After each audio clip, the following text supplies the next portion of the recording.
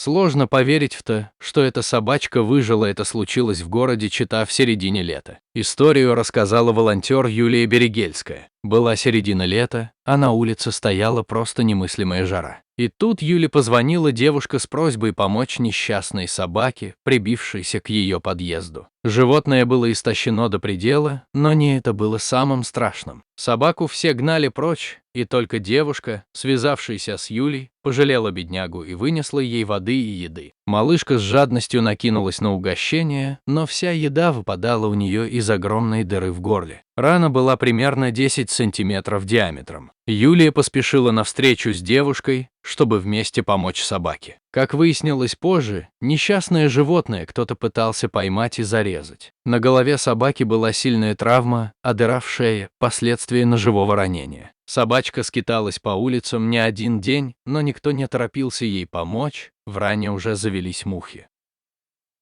Конечно, запах, исходивший от собаки, был ужасным. Юлия с той самой девушкой, пожалевшей животное, посадили беднягу в машину и повезли к ветеринару. Обе спасительницы боялись только одного – услышать от врачей страшную фразу «усыпляйте». Мы не можем ей помочь. Какова же была радость девушек, когда врачи стали готовить собаку к операции. Значит, есть надежда ее спасти. У малышки была повреждена трахея, поэтому ветеринары не давали никаких гарантий на то, что после операции она сможет самостоятельно глотать. Но попытаться стоило. Об истории собаки узнал и город, и страна. На лечение бедняжки стали поступать деньги из разных регионов. Все, затаив дыхание, ждали новостей о животном. К счастью, операция прошла отлично. Собаку удалось спасти, и сейчас она полностью здорова. Конечно, все это заслуга неравнодушных людей и ветеринаров, справившихся со сложной операцией. Теперь собачку зовут Дана.